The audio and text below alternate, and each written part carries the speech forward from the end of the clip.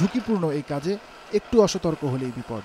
স্বপন তা ভালোই জানেন এবং মানেন, তাই দীর্ঘ প্রায় 40 বছর কাটিয়ে দিয়েছেন নিরাপদেই। অথচ হালকা প্রকৌশল খাতে বছরে 7,000 দুর্ঘটনা ঘটে। ধোলাইখালের শ্রমিকদের মধ্যে সবচেয়ে অভিজ্ঞদের একজন তিনি। সুনাম আছে দক্ষতার, তবে 10 বছর বয়সে চোখে যে স্বপ্ন নিয়ে শুরু, তার শেষটা দেখা হয়নি এতদিনেও।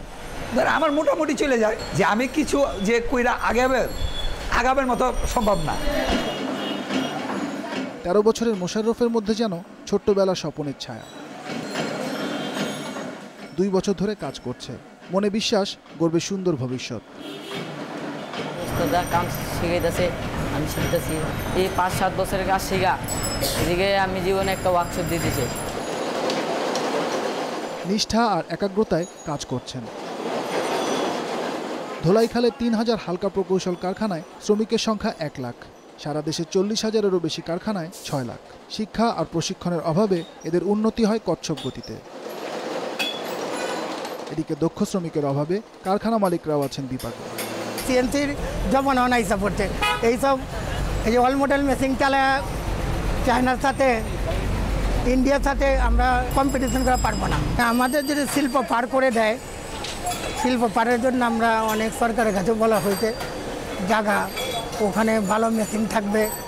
সমস্যার গোড়া খুঁজতে গিয়ে পাওয়া গেল সুখবর। বাংলাদেশ ইঞ্জিনিয়ারিং শিল্প মালিক সমিতির সভাপতি জানালেন, আসছে জুলাইতে ধোলাইখালে চালু হতে পারে প্রশিক্ষণ কেন্দ্র। এশিয়া উন্নয়ন ব্যাংক ও বাংলাদেশ ব্যাংক এতে অর্থায়ন করবে।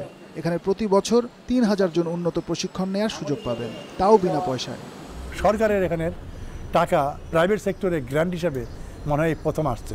এই প্রোগ্রামটা এইভাবে ডিজাইন করা হয়েছে যে আমরা এদেরকে চাকরিও নিশ্চিত করবো 70%। বাংলাদেশ ইঞ্জিনিয়ারিং শিল্প মালিক সমিতির তথ্য মতে প্রতি বছর হালকা প্রকৌশল খাত থেকে প্রায় 30,000 শ্রমিক বিদেশে যায়। উন্নত প্রশিক্ষণ দেওয়া হলে এই সংখ্যা কয়েক গুণ বাড়বে বলে আশা করছে সংগঠন। তাতে লাভবান হবে শিল্প, লাভবান হবে অর্থনীতি, আর লাভবান হবে মোশাররফরা। স্বপনের মতো একই জায়গায় আটকে না থেকে ভাগ্য বদলের সুযোগ পাবে তারা। সেহাত সিন্ধু, যমুনা নিউজ, ঢাকা।